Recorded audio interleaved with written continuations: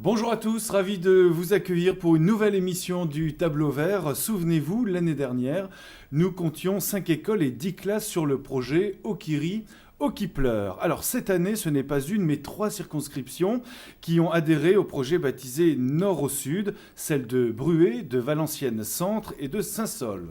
Ce sont donc 370 élèves et 19 directeurs et enseignants qui se sont mobilisés autour d'un thème fort, les ressources en eau dans le monde, en Afrique et en particulier au Sénégal. Les clés d'entrée ont été nombreuses pour sensibiliser les enfants aux inégalités dans le monde, à la gestion des ressources naturelles et au développement durable. Alors pour nous faire revivre ce projet qui s'est déroulé pendant toute une année scolaire, nous allons accueillir dans quelques instants sur ce plateau des invités engagés dans l'éducation à l'environnement pour un développement durable. Pour commencer, allons à la rencontre de Bernard Brouillet, président du SIAV. Bonjour Bernard, pouvez-vous nous dire comment est né ce projet Nord au Sud ? Alors le projet Nord au Sud, là aussi c'est des choses, c'est ce qu'on appelle les rencontres de la vie. Moi je rappelle que donc, notre syndicat est extrêmement imprégné du développement durable de notre agenda 21, des relations Nord-Sud. Et je connaissais une jeune fille qui travaillait dans l'association Gaïa, et qui nous a fait une proposition, qui m'avait parlé de ça, de monter une opération Nord au Sud.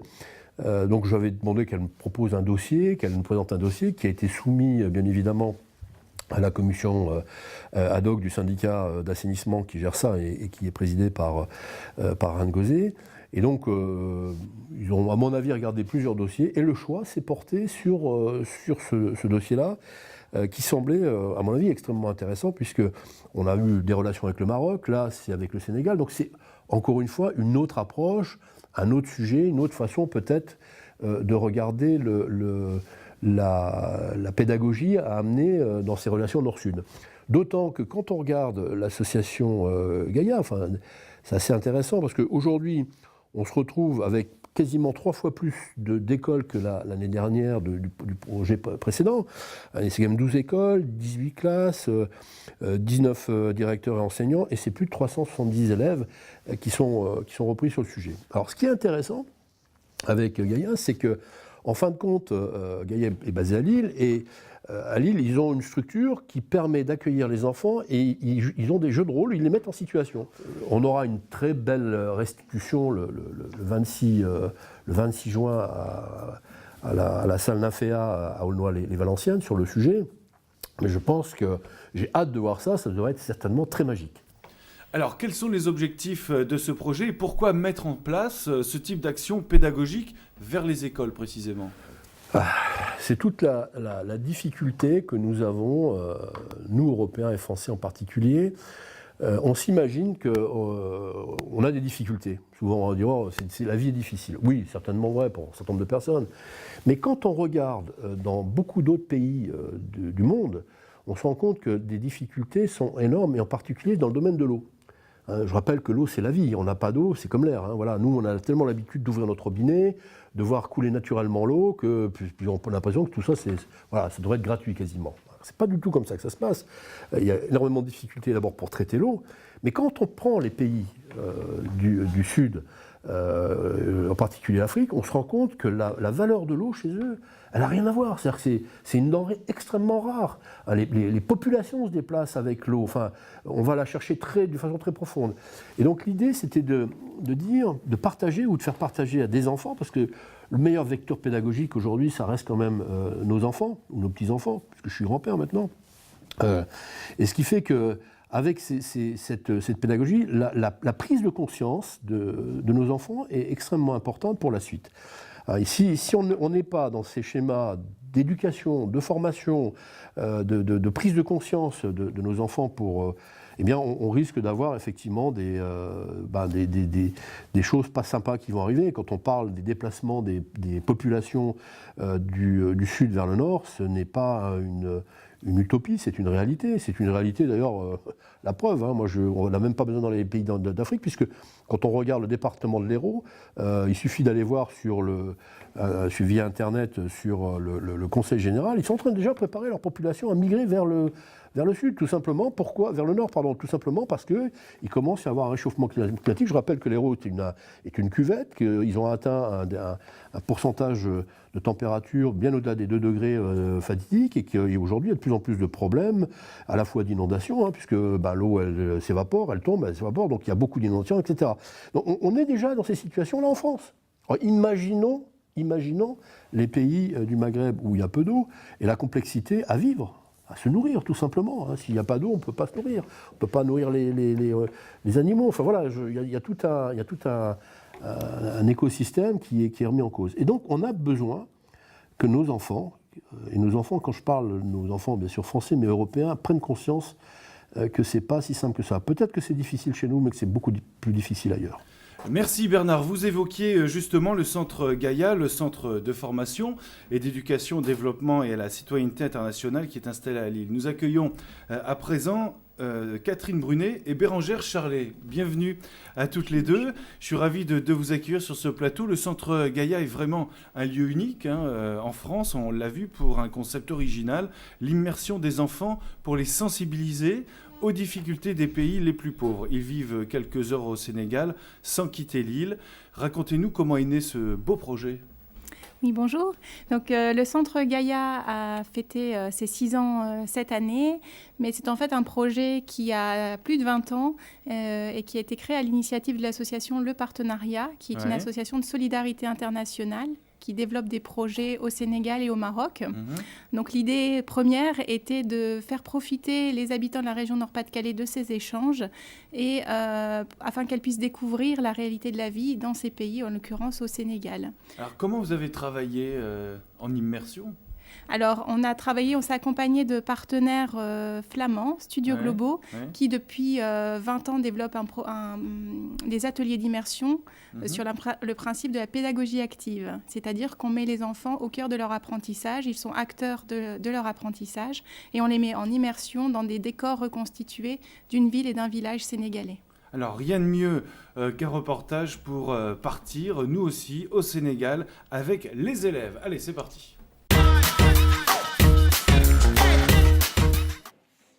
Ils sont enregistrés sur le vol du 12 décembre d'Air Gaïa. Ce sont en tout 47 élèves qui vont s'envoler pour le Sénégal après les formalités d'usage à l'aéroport. Plus de 5 heures de vol nous séparent de la ville de Saint-Louis. Dehors, il fait 25 degrés et les élèves des classes de Madame Kéruche et de Madame Vétu de l'école Léo Lagrange de Bruay-sur-l'Escaut vont devoir vite s'habituer à leur nouvelle vie. Certains élèves vont partir pour le village de Gandon, où l'on cultive l'arachide. Les autres vont rester à Saint-Louis, l'un des ports de pêche les plus importants d'Afrique de l'Ouest. Pourtant, nous n'avons pas quitté l'île. Au 71 rue Victor Renard, les enfants sont invités à vivre le dépaysement, à se glisser dans la peau des Sénégalais pour une aventure unique, une immersion complète. Après avoir pris le bus local, les enfants sont accueillis à Gandon par Animata. Les nouveaux arrivants vont pouvoir assurer les tâches quotidiennes du village, de la récolte d'arachides à la tenue du poste de santé.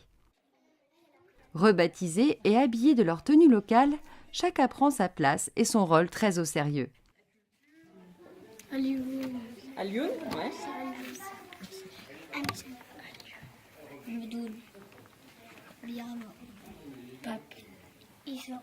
Issa, et moi c'est Aminata. Et Yayeoum. Très bien. À Saint-Louis, les enfants ont également pris leur marque, accueillis par Demba. Pour Astou, la matinée sera bien chargée. Elle aura à concocter de bonnes recettes locales comme le bissap, à base d'hibiscus à fleurs rouges. Il faut acheter 4 oranges, du sucre et un sachet de bissap. Le reste du quartier aussi s'affaire, comme le postier, le couturier, le maçon ou encore la commerçante, sans oublier le pêcheur au cœur des préoccupations. On travaille en autonomie. Vraiment en pure autonomie, avec chacun son travail, chacun son atelier et beaucoup d'interactions. Donc il y a vraiment un vrai scénario tout au long de l'atelier avec le moteur de la pirogue qui est cassé. Donc comment faire pour réunir de l'argent pour réparer ce moteur? Est-ce que le garagiste a les compétences? Est-ce qu'il a les pièces? Il devra peut-être téléphoner à Dakar, la capitale. Voilà, il y a beaucoup de travail en tout cas. C'est toute la communauté qui se réunit autour du pêcheur pour tenter en effet de résoudre son problème de moteur.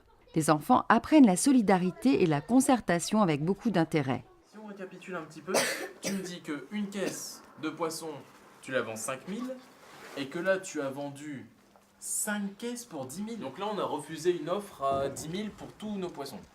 Bon, je crois quand même que c'est une bonne chose parce que comme ça on aura quand même quelque chose à manger en attendant que le moteur de la pirogue soit réparé. Mais bon justement, est-ce que tu as 15 000 du coup pour payer le moteur? Ah non, d'accord. Et comment on pourrait faire pour récupérer? Il nous manque combien alors? Il manque 10 000.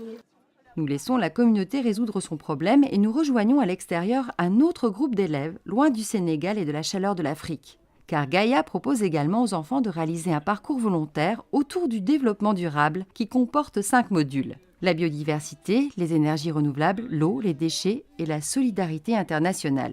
Chaque enfant dispose d'un petit livret, donc on appelle ça le Mémo Planète. Donc ils essaient de répondre à un certain nombre de quiz. Donc ils se familiarisent aussi avec des notions, des concepts du développement durable. Et à la fin, ils doivent essayer de reconstruire une énigme. Cette découverte s'accompagne d'un véritable engagement des élèves et de leurs enseignants. Là, l'idéal, c'est que chaque enfant ou chaque classe reparte avec des idées, des gestes ou des comportements qu'ils pourront refaire soit chez eux, soit en classe. De retour au village de Grandon, les villageois sont très occupés. Au poste de santé, les visites se succèdent. J'ai fait un vaccin à Absa et c'est gratuit. Qu'est-ce qu'elle avait alors, ça? Elle avait la rougeole. Mais 2 grands sujets absorbent les villageois. Le bilan de la récolte d'arachides et le baptême du bébé de Fatou. Tout le monde s'active pour que la fête soit belle, car des invités de Saint-Louis vont également arriver. Les retrouvailles sont joyeuses, on partage le bissap et la nougatine, et comme bien souvent, tout se finit par une chanson.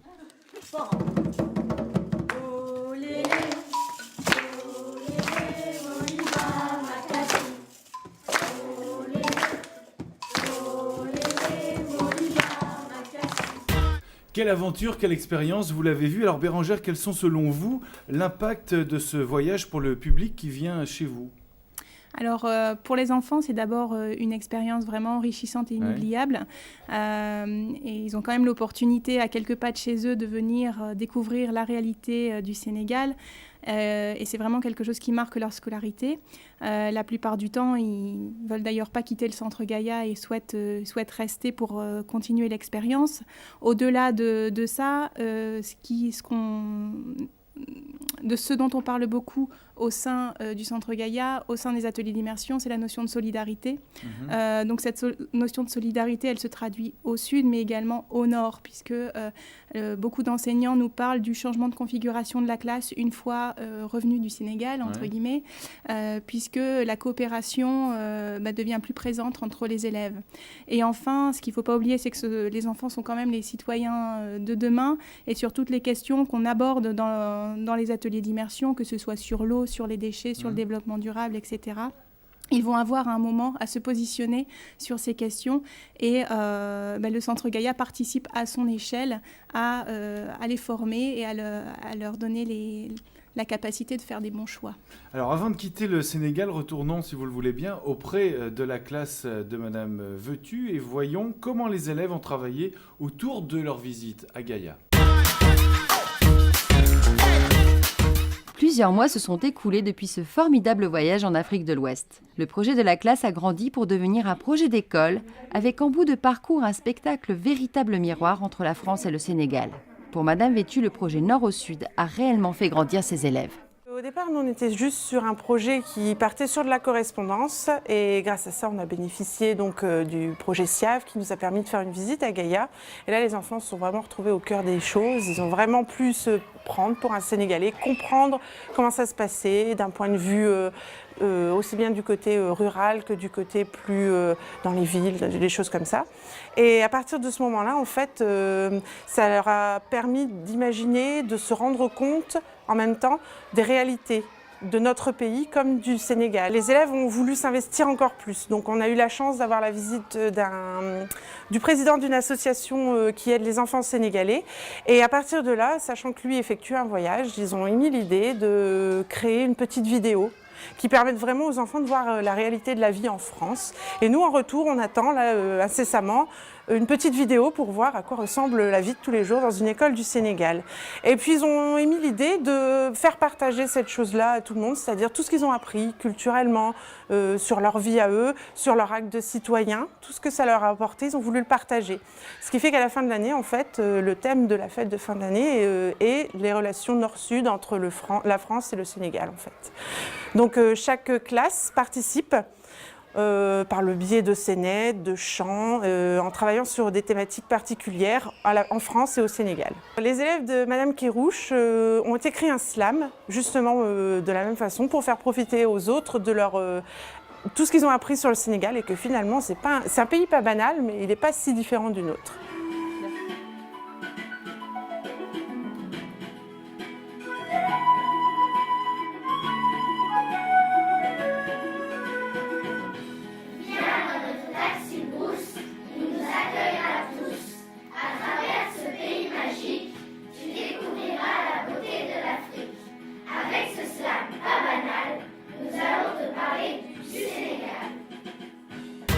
Alors Catherine, justement, comment les enfants ont-ils travaillé sur le slam, puisque j'imagine que c'est un exercice relativement difficile et nouveau surtout.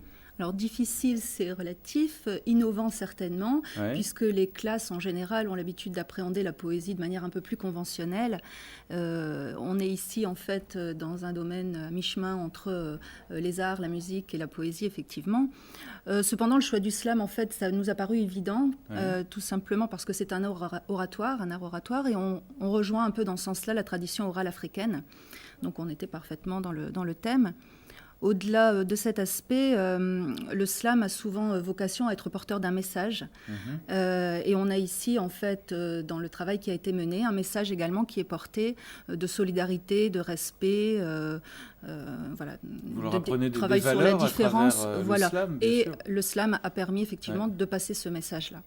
Voilà, donc il y a eu un travail de recherche qui a été fait dans ce sens sur bien la culture africaine, forcément, et qui est valorisé dans le slam. Et puis au-delà de l'aspect artistique et culturel, il y a aussi tout le travail dans le domaine de la langue, de la maîtrise de la langue, puisque c'est un travail d'écriture, de rédaction. Et donc la rédaction du slam a permis notamment d'enrichir le lexique, puisque toutes les recherches ont abouti à prendre connaissance, on va dire, d'un lexique nouveau, inhabituel. Donc finalement, deux aspects forts et importants, positifs, pédagogiquement. Catherine et Bérangère, merci beaucoup. D'autres invités dans un instant. Et j'ai le plaisir d'accueillir sur le plateau Christelle Sens. Bonjour.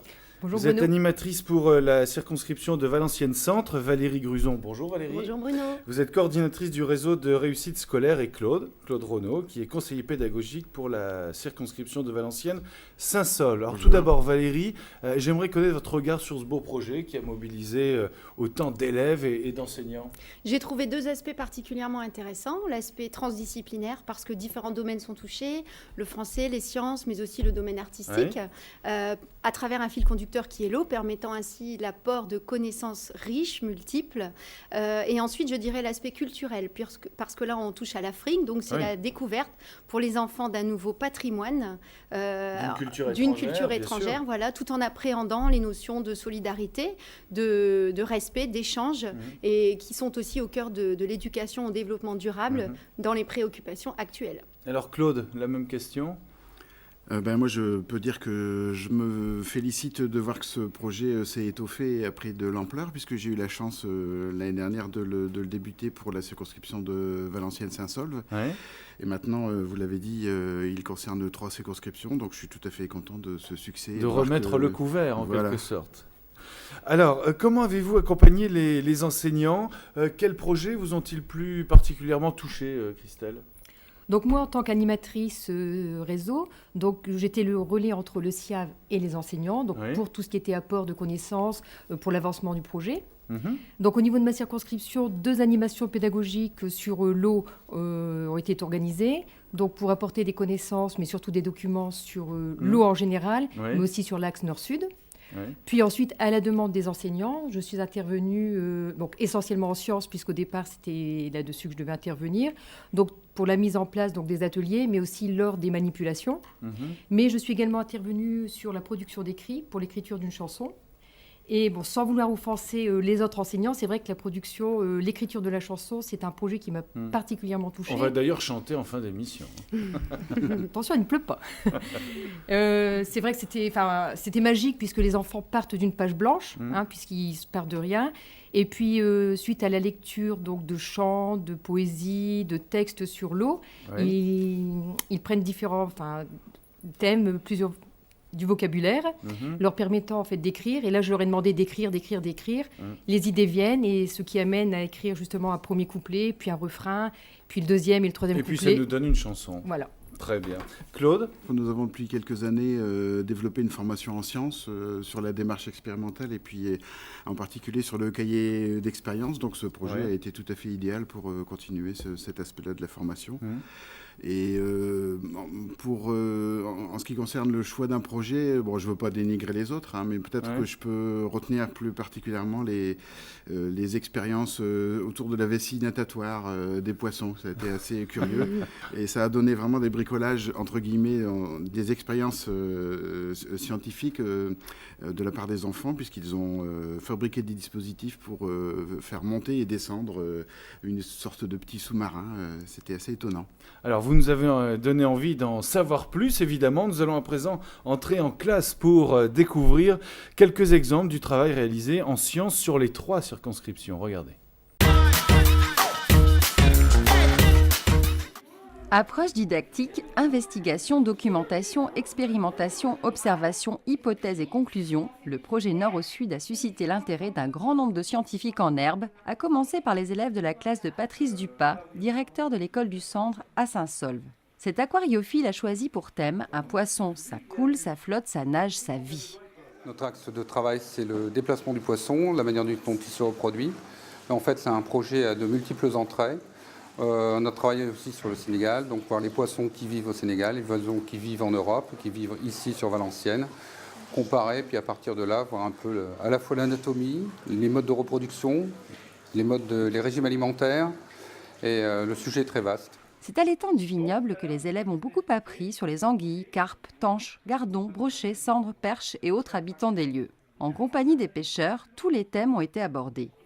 Très attentifs et intéressés, les élèves ont vécu un réel moment d'échange avec les pêcheurs. Le choix justement de pouvoir voir les poissons en dehors du contexte de l'étang du vignoble, en dehors de l'eau, les voir pour de vrai, et aussi avoir justement le point de vue du pêcheur qui n'est pas le même point de vue que celui de l'aquariophile ou que celui de la personne ordinaire, je dirais, et apprendre du vocabulaire et avoir l'information qui passe par quelqu'un d'autre. Ça, c'est important. Il ne faut pas toujours que l'information vienne de l'enseignant. Le fait d'avoir un intervenant extérieur relance l'attention et relance l'intérêt de l'enfant. Après les poissons locaux, direction le club d'aquariophilie de Saint-Saulve qui rassemble la faune et la flore aquatique des 5 continents avec un zoom sur les poissons de l'Afrique de l'Ouest.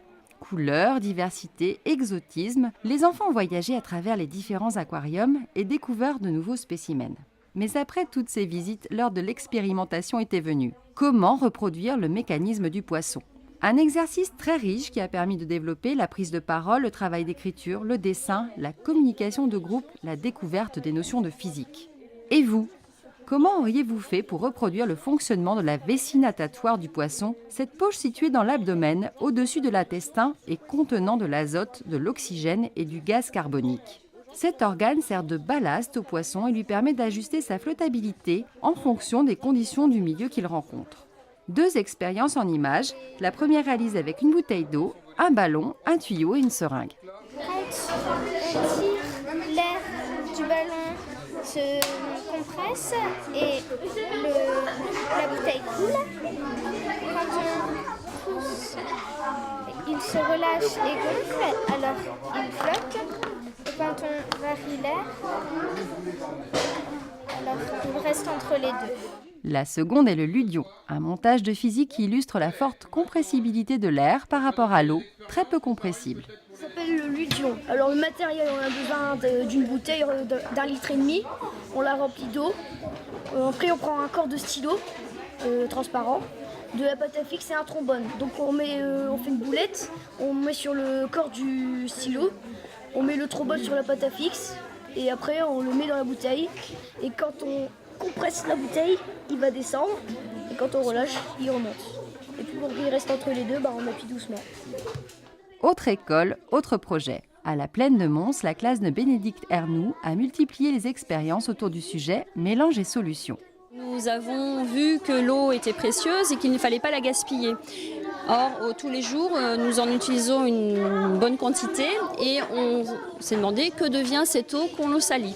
Donc on a sali de l'eau en classe et on s'est demandé comment on la nettoyait pour ne pas la rendre sale à la nature. Nous sommes allés visiter la station d'épuration de Valenciennes, rue Macaré, et les élèves ont été très intéressés de voir toute cette eau, toute cette boue, tout ce qu'on récupérait et tous ces systèmes ingénieux qui permettaient de rendre à la nature de l'eau propre, pas potable mais de l'eau propre. Aujourd'hui les élèves qui ont beaucoup travaillé donc, sur le sujet, on leur a proposé des défis sciences pour qu'ils puissent un peu aussi s'amuser un petit peu autour des sciences, autour de l'eau et voir un petit peu tout ce qu'on peut faire. Donc là je pense qu'ils passent un bon moment. Nous avons effectivement assisté à un joyeux remue-ménage autour des problèmes posés. C'était de différencier les gobelets A et B pour voir lequel contient du sel minéraux. On devait prendre de l'eau chaude pour que le sel il se dissout dans l'eau et après on le verse et donc ça transperce le filtre à café. C'était de trouver laquelle était la plus lourde grâce à la balance. Donc là on a trouvé c'était la B la plus lourde, après c'est la C, après c'est la A, puis après c'est la C. Elle contenait quoi cette bouteille? Du sel. Et de l'eau. De mettre un œuf dans l'eau, de le retirer et après de mettre plein de sel, de touiller et de remettre dans l'eau l'œuf. Et voici l'expérience, c'est qu'il tient sur l'eau et il ne coule pas dans l'eau. Voici notre expérience. Ça veut dire que l'œuf flotte sur l'eau. Voici. Oui, parce que le sel, il y a une densité de sel qui fait que même nous, les humains, dans la mer morte, on peut flotter. À l'école Julio-Curie de la Sentinelle, les élèves de la classe de Cyril Dezor se sont intéressés au traitement de l'eau, cette ressource naturelle qu'il faut préserver. Le projet a débuté d'abord sur une enquête qu'ils ont faite à la maison, sur l'utilisation de l'eau à la maison. À partir de là, on a fait un petit bilan. On a vu qu'il y avait différents besoins à la maison pour se chauffer, pour se nourrir, pour se nettoyer. Et puis ensuite, on a vu le circuit domestique de la maison. Et on en a profité pour aller voir un château d'eau, une station d'épuration. Et suite à la visite de la station d'épuration, nous avons fait différentes expériences sur l'eau. Donc on a vu les notions de filtration, décantation, de mélange homogène, hétérogène aussi. Et puis là, c'est quasiment la dernière expérience où ils ont une eau sale et ils doivent la nettoyer en utilisant les différentes techniques qu'ils avaient étudiées. Pour Léo et ses copains, il faut faire des hypothèses, choisir son matériel, dessiner les expériences et parfois recommencer. Notre expérience, c'était de nettoyer l'eau et on a utilisé plusieurs matériels pour séparer l'eau. On a utilisé une épuisette et un bout de bavoir. On a enlevé le plus gros, il en restait encore. Et on a refait une deuxième expérience. Et on a tout enlevé, il ne restait plus que l'eau colorée. Tous nos techniciens assainissement ont pour achever leur travail rédigé une charte éco-citoyenne, un véritable engagement pris en faveur de la préservation de la ressource en eau. Dans la classe de Madame Imp de l'école d'Étreux, c'est un tout autre problème qui a été posé aux élèves. Au départ, on a essayé de trouver ce qui mesurait le temps. Donc ils ont parlé des objets qu'ils connaissaient, les horloges, les montres, l'ordinateur, etc. Et on s'est dit qu'au début de l'histoire, au début de notre histoire, tout ça, ça n'existait pas. Et pourtant, il fallait quand même mesurer le temps. Donc comment on pouvait faire pour mesurer le temps? Et ça, en y réfléchissant, ils connaissaient quand même quelques éléments, on s'est dit qu'un des moyens qui était mis en place au niveau de l'Antiquité, c'était mesurer avec de l'eau. Donc on est parti de ce fait. On a regardé un petit peu en histoire ce qui avait été créé par les Égyptiens, les Grecs, comment il s'y était pris, et puis on a adapté ça à l'heure actuelle. Comment mesurer le temps sans soleil? Comment mesurer le temps la nuit? Grâce au clepsydre, plus communément appelé horloge à eau. Les élèves de CM1, CM2 ont mené de nombreuses expériences et constaté les difficultés du procédé. En effet, le mouvement au sein d'une clepsydre est un écoulement. Au fur et à mesure que le fluide s'écoule, la pression diminue. Pour tenir compte de la diminution de la vitesse d'écoulement, il faut un système compliqué de graduation non également espacé. Donc lui, chronométré, on a versé de l'eau et quand ça faisait 15 secondes, on a enlevé le gobelet, on a bouché le trou, on a renversé l'eau à l'intérieur et on a fait un petit trait pour graduer le nombre d'eau qu'il fallait. S'il y a 15 secondes ici et si on double, ce ne sera pas exactement pareil, il y aura plus d'eau, ce sera plus que 30 secondes. C'est plus large en haut. Observer, échanger, discuter, déduire, expérimenter, comprendre. À travers le projet Nord au Sud, les enfants sont devenus de véritables investigateurs scientifiques, définitivement plus ouverts sur le monde qui les entoure. Alors vous l'avez vu, dans ce reportage, on voit que la démarche scientifique est finalement très accessible aux enfants de l'école élémentaire et que le projet Nord au Sud a fait naître des projets très différents en rapport avec l'eau. Avez-vous été étonnée, Christelle, par la nature des projets ? Évidemment, l'eau, c'est un sujet très intéressant. Un vaste sujet. Ouais. Puisqu'il permet vraiment des thèmes enrichissants, tous aussi enrichissants les uns que les autres. Évidemment, les sciences donc, étaient incontournables. Mais là aussi, on a vu une diversité dans les projets, puisque certains se sont intéressés plus l'eau dans tous ses états, le cycle de l'eau, mais aussi l'eau, élément précieux et rare, avec l'axe justement nord-sud, ou encore comment... D'où vient-elle Voilà, hein, ils se sont interrogés. Ce qui a amené donc les enfants justement à se poser des questions et au niveau donc, de l'école, de résoudre ces questions par des expériences qu'ils ont mis en place. Et c'était là l'intérêt, puisque le but de l'école est de faire naître des esprits scientifiques. Et on s'aperçoit que dès l'école élémentaire, voilà, les enfants sont curieux et on est étonné des projets, de ce qu'ils proposent. Vous avez senti une vraie motivation ? Ah oui, on pourrait le voir lors des reportages que les enfants sont vraiment intéressés et on est étonné d'adhérer au vraiment. Projet. Tout à fait. Au-delà du travail en classe, les écoles ont pu bénéficier, grâce au SIAV d'ailleurs, de nombreuses sorties et interventions, comme l'année dernière, Félicien Machelard et Freddy Lelon se sont mobilisés et ont su à nouveau captiver leur auditoire. Qu'est-ce que ces intervenants extérieurs apportent aux enseignants et aux élèves, Valérie ? Je dirais que par leur professionnalisme, ils apportent des connaissances scientifiques, techniques, historiques très fines, très précises sur l'histoire locale que les enseignants ne possèdent pas forcément. Par exemple, l'histoire des écluses, le fonctionnement d'une écluse, l'histoire locale de la Rhônelle, de l'Escaut, ce n'est pas à la portée de tout le monde. Donc je dirais qu'ils viennent vraiment compléter parfaitement. Et puis ils apportent un vécu. Un vécu, tout à fait. Étant nés ici, ils connaissent vraiment l'histoire de A à Z du patrimoine local. Et je dirais que ça vient compléter, mais parfaitement, le travail qui est fait en classe par les enseignants, qui sont aidés par les conseillers pédagogiques, qui s'occupent plus, on va dire, du pôle pédagogique et didactique. Voilà. Et pour vous, Claude ? Pour moi, les intervenants extérieurs font directement partie de la démarche expérimentale. Cette démarche ne comporte pas que des expériences en classe. L'apport de connaissances par des gens, par des savants, entre guillemets. Et puis aller sur le terrain, c'est important. Aussi, bien sûr, ils éclairent par cet apport de connaissances les questions que se sont posées les enfants. Et ce que j'ai particulièrement apprécié dans ce projet, comme l'année dernière d'ailleurs, c'est la souplesse que ce projet permet. Si par exemple une classe, comme c'est assez passé cette fois-ci, a eu besoin de recourir à une association de pêcheurs ou un intervenant d'un club aquariophile, c'était tout à fait possible. Donc c'est cette souplesse-là, ou une association de danseurs africains, de danse africaine, c'était tout à fait intéressant de ce point de vue-là. Alors certaines classes ont également visité une écluse, une station de pompage, un château d'eau et une station d'épuration. Allons-y, reportage. Arrivée matinale à la station d'eau potable de Rem. Une fois les équipements de sécurité distribués, les enfants peuvent découvrir là où l'eau potable est fabriquée. À votre avis, l'eau, elle vient d'où l'eau ? Merci. Sous terre. Sous terre. C'est bien, c'est-à-dire ? Les nappes souterraines. Captée à 30 mètres de profondeur dans la nappe phréatique, l'eau va ensuite être filtrée à travers un lit de sable fin et ou un filtre à charbon actif. La filtration sur sable élimine les matières encore visibles à l'œil nu. Les filtres à charbon actif retiennent les micropolluants comme les pesticides. Il existe aussi des procédés de filtration encore plus poussés comme la filtration sur membrane. L'eau est ensuite stockée dans une cuve où elle sera chlorée. Dans cette cuve, on vient y injecter du chlore.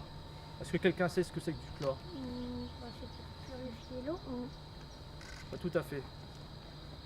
Le chlore est un désinfectant. Le chlore est en effet ajouté à la sortie de l'usine d'eau potable et sur différents points du réseau de distribution afin d'éviter le développement de bactéries et de maintenir la qualité de l'eau tout au long de son parcours dans les canalisations. Le parcours des enfants lui aussi se poursuit. Direction le château d'eau. Construit en 1934 d'une hauteur de 28 mètres et contenant 2 réservoirs de 1000 mètres cubes, le château d'eau de Valenciennes remporte toujours un franc succès auprès des enfants. Pour rappel, un château d'eau est généralement une tour qui a pour rôle de stocker l'eau potable. Cette dernière est envoyée dans le réservoir situé au sommet de l'ouvrage à l'aide de pompes. Le réservoir doit être situé plus haut que les consommateurs afin que l'eau soit conduite jusqu'à eux via le réseau de distribution grâce à la pression exercée selon le principe des vases communicants. Il est grand temps à présent de se rendre à la station d'épuration de Valenciennes, là où l'eau usée est nettoyée pour être rendue à la nature. Mais avant de voir chacune des étapes, une mise au point était nécessaire. L'eau qui est ici ne repart pas dans le robinet, ça repart à la rivière. Les enfants ont vite compris que la station d'épuration est un vrai outil industriel au service du développement durable. Postes de relèvement, des grillages, des sablages, des huilages, bassins de stockage, traitement biologique, clarification, bassins de décantation, déshydratation, tout cela n'a définitivement plus de secret pour eux. Nous accueillons à présent Sandrine Gauthier, conseillère pédagogique en éducation artistique. C'est bien ça, Sandrine? Bonjour. Bonjour Bruno. Alors, parlez-moi un petit peu de votre travail. En quoi ça consiste? Eh bien, il s'agit pour moi de mettre en place des projets artistiques et culturels dans les circonscriptions du bassin de Valenciennes. Ouais. J'aide les enseignants à élaborer ces projets. Je suis également une personne relais entre les structures culturelles et les enseignants, ainsi qu'entre les artistes et les écoles. Je participe également à la formation continue des enseignants dans le cadre des arts visuels. Vous êtes le lien entre les différents métiers, les différentes spécialités. Exactement. Alors, qu'est-ce qui vous a séduit dans le projet Nord au Sud ? Ce qui était intéressant dans ce projet Nord au Sud en arts visuels, c'était qu'on pouvait travailler les 6 domaines des arts visuels. On a par exemple travaillé des prises de vue des mouvements de l'eau, on a travaillé les effets de transparence de l'eau avec la peinture, avec l'encre. C'est passé aussi par des activités sur le graphisme africain. On a aussi travaillé en art du spectacle vivant. On a monté un théâtre de marionnettes tchèque avec des ombres de marionnettes. Une école a également bénéficié d'un stage de danse africaine qu'elle va réinvestir dans une fête de fin d'année, dans un spectacle. Donc, pour tous ces objectifs d'apprentissage pour les enfants, c'était vraiment un projet très intéressant et très riche. C'était une réussite, on peut le dire. Je vous propose de revoir en images le travail réalisé en art visuel. Et les enfants, vous le verrez, ont une créativité incroyable. À l'école Françoise Ballard de Valenciennes, les élèves de Loripia se sont passionnés pour la photographie. Photographier le mouvement de l'eau, tout un programme. On a un projet d'école qui intègre beaucoup de photographes, qui étaient là il y a encore 15 jours, donc des photographes professionnels. Donc on a pu bénéficier de leur expérience. Puis les enfants ont vraiment adhéré à l'avenue des photographes. Et on a voulu un petit peu mettre l'opposé du mouvement de l'eau et du côté immobile de la photo. Et puis jouer un peu avec la photo, qui est quelque chose qu'ils connaissent bien au quotidien. Mais de le voir sous un angle artistique, ça par contre c'est vraiment nouveau pour eux. Différentes façons de mettre l'eau en mouvement ont été trouvées, comme souffler à l'aide d'une paille ou avec la bouche, utiliser un ventilateur, bouger le récipient, et ont été photographiées par les élèves. Alors on a pensé avec des pailles, des gobelets, quand elle bouge trop, après on doit prendre en photo, et puis quand elle s'arrête de bouger, on doit faire ça pour qu'on essaie de faire un arc-en-ciel. On est en train de verser la peinture dedans pour les prendre en photo. Et ça fait une autre couleur. On prend l'ombre des mouvements de l'eau, on fait bouger l'eau, après on prend en photo pour bien regarder l'ombre et voir l'eau. Souffle avec une paille. Après les prises de vue, le long travail de la sélection commence. Ensemble, les élèves ont défini les critères de choix et ont eu chacun le droit à un coup de cœur. Très fiers, ils vont exposer leurs œuvres, tels des artistes en devenir. À Étreux, les enfants se confrontent aujourd'hui au Séducteur, une œuvre de René Magritte qui dira que sa démarche a consisté à continuer la mer dans une silhouette de bateau. On est parti du tableau de Magritte et on essaye d'obtenir des formes d'eau en fonction du médium utilisé. Donc là, c'est le papier découpé qu'on va essayer de découper pour essayer de figurer les vagues et le mettre un petit peu en relief justement pour faire ressortir le fait qu'il y ait des vagues dans la mer. Le travail des enfants rejoindra une encyclopédie qui retrace les besoins en eau, ses utilisations et ses représentations à travers l'histoire. Chaque page de l'encyclopédie comporte 4 volets en art visuel, en production d'écrit, en sciences et en histoire de l'art. Alice Arnoux et ses 20 élèves de l'école de Kérénin se sont quant à eux attaqués à la réalisation d'un mur d'eau. Mardi, on a cherché plusieurs façons de représenter l'eau. Alors on a commencé par faire les couleurs, on a trouvé le bleu, le violet, le noir, le vert et le blanc. Après on a pris les outils pour ce qu'on pouvait prendre pour les médiums. On a pris le pinceau, le rouleau, l'éponge, le buvard, la serviette, la main, une autre feuille de papier, un coton-tige, le coton à démaquiller, la brosse à dents, la paille, la corde et une spatule. Chaque élève a pu donner libre cours à sa créativité en utilisant différentes techniques pour des rendus qui montrent une maîtrise des couleurs, des harmonies et des mélanges. À l'école Nelson Mandela de Marly, c'est l'heure du conte. En littérature, déjà, on a découvert beaucoup d'albums, beaucoup d'œuvres en rapport avec le thème, donc sur le thème de l'eau et de l'Afrique.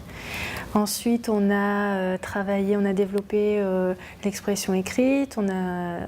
Chaque enfant a écrit son conte pour faire un recueil. Et à partir de ce recueil, de ces contes, on a eu l'idée de les mettre en valeur. Et pour cela, rien de mieux qu'une mise en scène. Le choix s'est porté sur les ombres tchèques. Cachés derrière un drap blanc, les marionnettistes mettent en mouvement les silhouettes au moyen de fines baguettes en bois. C'est la voix de Tilan qui guide les spectateurs à travers son histoire. C'est l'histoire d'un village, ils habitent bien là. Et puis ensuite, un beau jour, il y a une femme qu'elle se rend compte que toutes les jarres de la réserve du village, toute l'eau a disparu. Et ils vont faire des enquêtes et tout ça pour trouver le voleur. Par la régularité de sa structure et son pouvoir sur l'imaginaire, le conte a permis aux enfants d'entrer dans un projet d'écriture stimulant, renforcé par le plaisir de la mise en scène. L'enfant arrive à faire des liens entre ce qu'il lit et ce qu'il peut produire, à faire des liens aussi avec la création artistique, puisque ils sont assez libres, même si on étudie quelques techniques au départ, ils sont assez libres pour créer et ils verbalisent aussi beaucoup. Donc ça c'est intéressant, ils donnent beaucoup leurs idées et puis c'est leur projet en fait. Donc en ça c'est riche je trouve. L'enthousiasme des enfants est réel et c'est avec un vrai professionnalisme qu'ils répètent leur spectacle. Je voudrais vraiment que ce soit un spectacle super bien, qu'on essaye de bien manier les marionnettes surtout, qu'on essaye de bien les placer surtout à la fin parce que à la fin on galère un petit peu. T'aimes bien finalement le spectacle ? Ah oui, j'adore ça. Toutes les réalisations n'ont pas pu être mises en image. Sandrine, j'ai entendu parler de la réalisation d'une mosaïque numérique à l'école Froissart de Valenciennes. En quoi ça consiste ? Eh bien, il s'agit d'un projet, un projet de vidging. Donc, c'est un mixage audiovisuel. Les enfants ont enregistré des bruitages autour de l'eau, des poésies sur le thème de l'eau. Oui. Ils ont également prononcé des mots sur le thème de l'eau dans des langues différentes. Et ces sons ont été synchronisés avec des images, des dessins qu'ils ont réalisés, des vidéos des enfants. C'est un projet qui a été réalisé par Anthony Rousseau, qui est un artiste qui intervenait dans l'école dans le cadre du projet Artistes Rencontre Territoire Scolaire financé par Valmétropole. Et l'enseignante avait souhaité croiser son projet ARTS et son projet avec le SIAV et je pense que le résultat est assez impressionnant. Merci beaucoup Sandrine, à bientôt. Je vous en prie, à bientôt. Nous allons maintenant nous intéresser à la partie musicale. Les enfants ont créé beaucoup de chansons cette année. Je vous propose de les écouter tout de suite. À Kérénin, pour conclure le projet Nord au Sud, les enfants préparent un spectacle complet qui mêle danse, chant et théâtre. Accompagnés par Claude Renaud, les élèves d'Alice Arnoux ont travaillé sur les textes d'une chanson, l'histoire d'une rencontre. La chanson qu'on a faite, c'est un petit enfant sénégalais qui arrive en France et qui comprend pas notre pays parce qu'on a plus d'eau qu'au Sénégal. Pendant 3 jours, les enfants ont accueilli l'association lilloise Alifa pour un stage de danse et de percussion.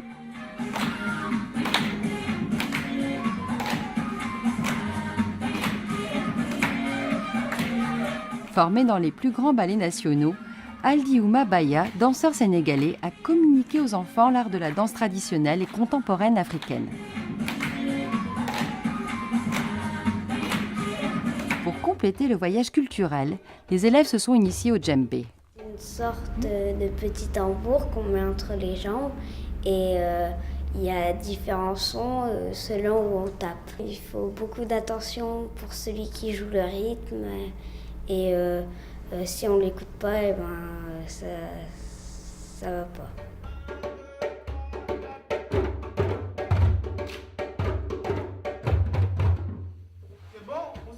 Musiciens, chanteurs, danseurs, toute la classe d'Alice Arnoux s'est imprégnée de l'Afrique pour une expérience interculturelle qu'ils n'oublieront pas de sitôt.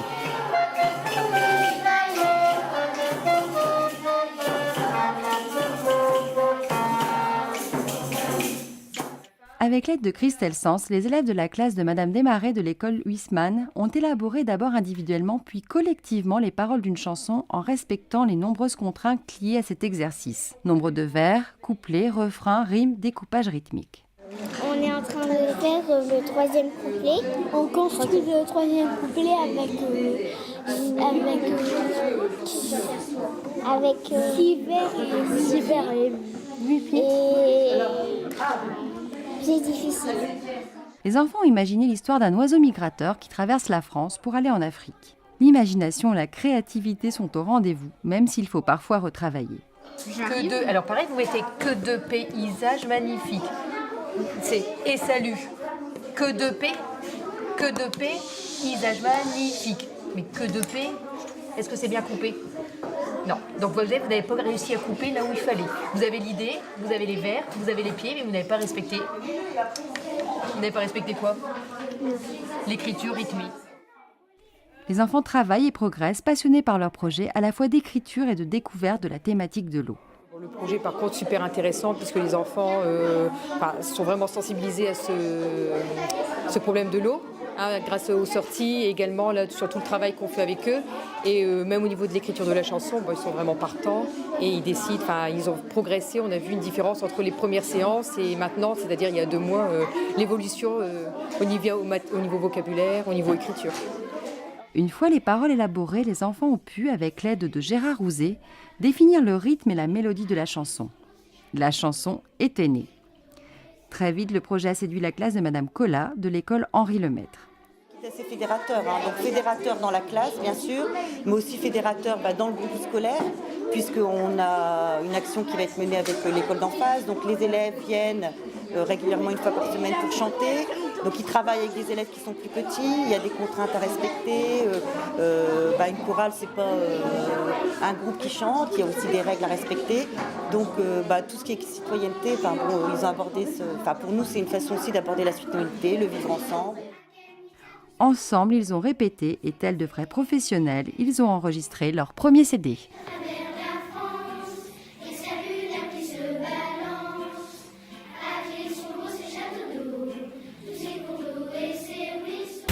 Et nous accueillons sur le plateau du Tableau Vert Gérard Rouzet. Bonjour Gérard, vous êtes conseiller pédagogique en éducation musicale. Alors cette année, vous avez travaillé avec combien de classes et comment cela s'est-il passé? Expliquez-nous. Bonjour Bruno. Eh bien cette année, nous avons travaillé avec 6 classes alors que le projet initial était prévu sur 8 puisque nous avions décidé de prendre 1 classe par commune. Mais lorsque nous avons glané ces différentes classes, il s'est avéré que seules 6 classes souhaitaient s'impliquer vraiment dans ce projet qui est assez difficile. Alors l'élaboration, tout d'abord, c'était d'écrire le texte qui s'est fait essentiellement en classe. Moi, je ne suis pas intervenu. Je suis juste intervenu à certains moments pour expliquer comment, après, ces mots et ces phrases allaient pouvoir se mettre en musique. Donc, on a d'abord travaillé sur un couplet et un refrain. Et ensuite, quand ce couplet et ce refrain ont été écrits, eh bien, je suis venu dans la classe pour écrire la mélodie avec les enfants. Alors écrire la mélodie, c'était pas ma mélodie, c'était bien la mélodie des enfants. Je n'ai pas changé la moindre note, mais j'ai bien pris la précaution d'avoir justement une richesse à la fois dans la mélodie, pour ne pas toujours avoir des phrases répétitives, et puis arriver à un couplet et un refrain qui étaient construits. Ensuite, la classe a terminé l'écriture des autres refrains. Quand ce travail a été fait, moi de mon côté, j'ai mis en musique cette mélodie, je lui ai donné une couleur sonore, une richesse harmonique, et ensuite les enfants ont travaillé, ont préparé la chanson de façon à pouvoir l'enregistrer avec un ingénieur du son. Et à la suite de ce travail, eh bien, nous avons eu un panel de 6 chansons qui, je pense, sont assez variées, suffisamment variées pour ne pas ennuyer l'auditeur, enfin je l'espère. Alors Gérard, paraît-il qu'une autre école, celle des Acacias à Valenciennes, a travaillé sur les sons émis par l'eau, ce qui a abouti à la création de chansons. Comment cela s'est-il déroulé ? Eh bien en fait l'objectif était, puisque nous avions 6 chansons, c'était justement d'avoir une diversité la plus riche. Donc dans les 6 chansons, nous avons souhaité y mettre notamment un slam, mais aussi ce qu'on appelle un parler rythmé, un canon rythmique, de façon à apporter cette variété. Donc les Acacias étaient choisis puisqu'il y avait un intervenant qui s'appelle Alain Garcia, un intervenant en éducation musicale de la ville de Valenciennes, qui a donc travaillé avec cette classe et qui a permis donc d'élaborer ce canon rythmique. Donc d'abord en faisant des recherches au niveau des bruits, des bruitages, et puis en écrivant un texte très simple avec juste une petite mélodie, ce qui a permis d'amener à ce canon à la fois ce qu'on appelle un 2 voix, mais d'ajouter aussi ce qu'on appelle un ostinato mélodique qui donne l'illusion d'avoir 3 voix en fait. Gérard, merci beaucoup pour toutes ces explications. L'émission du Tableau Vert se termine. Merci à tous les participants et plus particulièrement aux enfants qui nous ont fait voyager à travers leur production. Au revoir et à très bientôt pour une nouvelle émission.